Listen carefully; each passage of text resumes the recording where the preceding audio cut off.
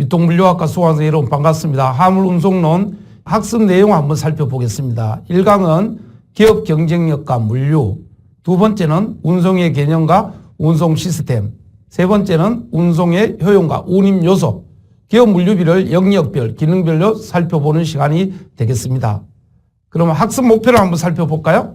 첫째는 우리가 물류산업에서 가장 중요하고 물류에서 비중이 가장 높은 화물 운송의 개념과 기능, 중요성, 목적 및 운송의 효용 가치에 대하여 설명할 수 있겠습니다.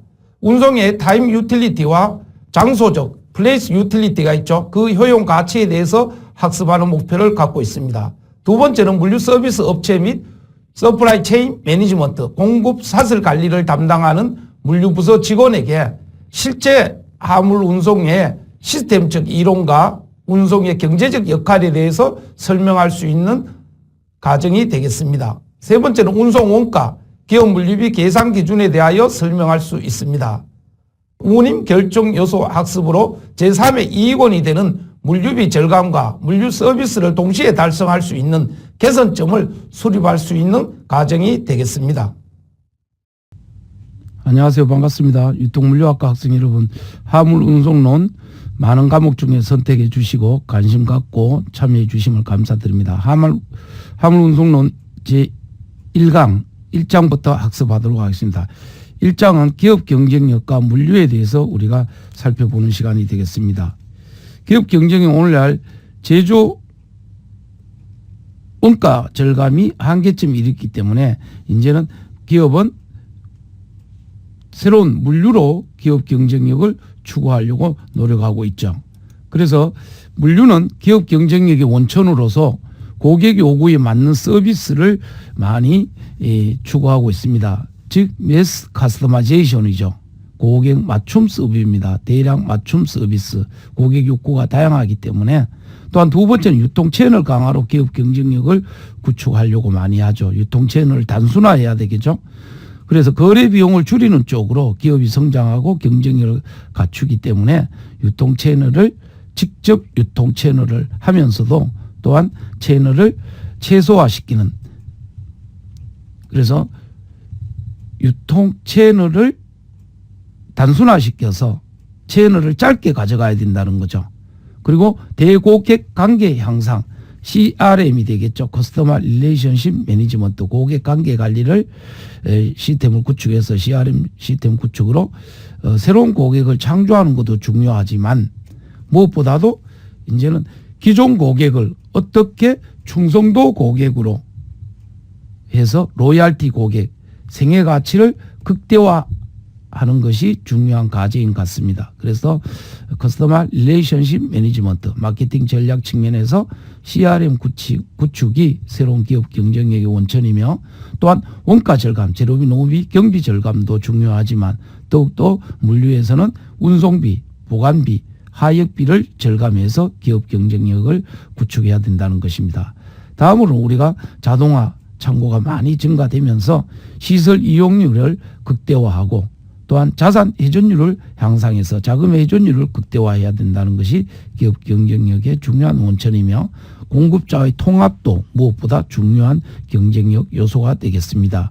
오늘날 대기업들은 서플라이 체인 매니지먼트가 이미 10년 이상 구축해서 잘 운영되고 있습니다만은 중견기업 이상은 아직 어려운 단계에 있죠. 왜냐하면 기업과 기업 간의 시스템을 통합하고 또한 모든 비즈니스를 협업한다는 건 쉬운 일이 아니죠. 그래서 콜라보레이션, 앤드 협업과 시스템 통합, 인티그레이션을 통해서 정보 왜곡 현상과 경영 환경의 불확실성을 제거해야 된다는 것이 중요한 기업 경쟁력입니다. 그래서 기업의 앞으로의 지속적 경쟁 우위는 생산성 우위도 중요하지만 가로축에 기업의 상품 가치와 고객 가치를 우위로 하는 목표로 전개해 나가야만이 지속적 경쟁 우위를 가져올 수 있다고 볼 수 있겠습니다. 다음으로는 기업 경쟁력에서 물류의 역할을 하나 보겠습니다. 물류의 역할은 특히 저렴한 비용을 제공해야 되죠. 오늘날 가성비라고 많이 얘기하죠. 가격 대비 성능이 우수한 상품을 우리가 추구한다는 거죠. 소비자들은. 그래서 로코스트를 추구해야 되는 게 또 물류의 역할이며 또한 한편으로 우월적 고객 관계 관리를 잘 해야 되죠. 앞에서 얘기한 바와 같이 기존 고객을 로얄티 고객하고 평생 고객으로 생애 가치를 극대화해야 된다는 점입니다. 또한 부가가치 서비스를 향상하고 차별화하고 또 찾아내야 되겠죠. 그러면서 서비스 품질을 하면 뭐 우리가 신속성, 완전성 또는 정확성 이러한 서비스 품질의 차별성을 추구해야 되고, 다음으로 유연성이 많이 요구되죠.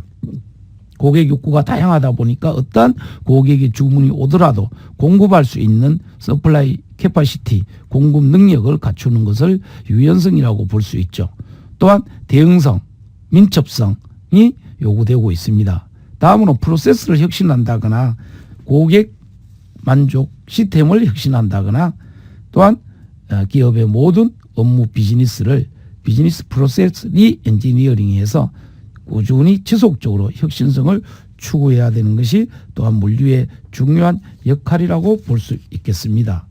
다음으로 기업 경쟁력 향상을 위한 물류의 역할로서는 우리가 한계점이 또 드러나고 있죠. 많은 기업들은 물류를 단지 관리돼야 될 물류비, 어떤 판관비 또는 일반 관리비로 비용으로만 단순히 인식하는 한계점과 문제점, 어려운 점이 있었다는 점입니다.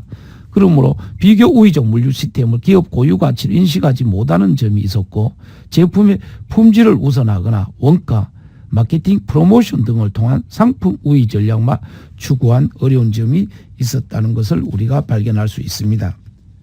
그래서 기업 경쟁력 향상을 위한 이제는 물류의 역할은 서플라이 체인, 공급자로부터 매뉴팩처, 제조업체, 디스트리뷰터, 물류업체, 리테일, 소매상, 소비자 이르기까지 엔드 유저죠. 최종 소비자 이르기까지 서플라이 체인 매니지먼트, 공급망 관리를 전체를 최적화하여 파이프라인을 최대한 단축하여, 이 파이프라인은 어떤 의사결정의 경로일 수도 있고 프로세스의 절차가 될 수도 있고 유통 경로가 될 수 있죠. 파이프라인을 최소화하여 최적화하고 또는 최소화하여 파이프라인을 짧게 한다는 게 기업 경쟁력이 된다는 것입니다. 그래서 가치 사슬을 극대화해야 된다는 서플라이 체인 매니지먼트, 공급망 관리를 우리가 강화해야 되는 것이 중요한 과제일 수도 볼 수 있겠습니다. 자, 그럼 여러분 21세기 물류의 키워드를 한 10가지 정도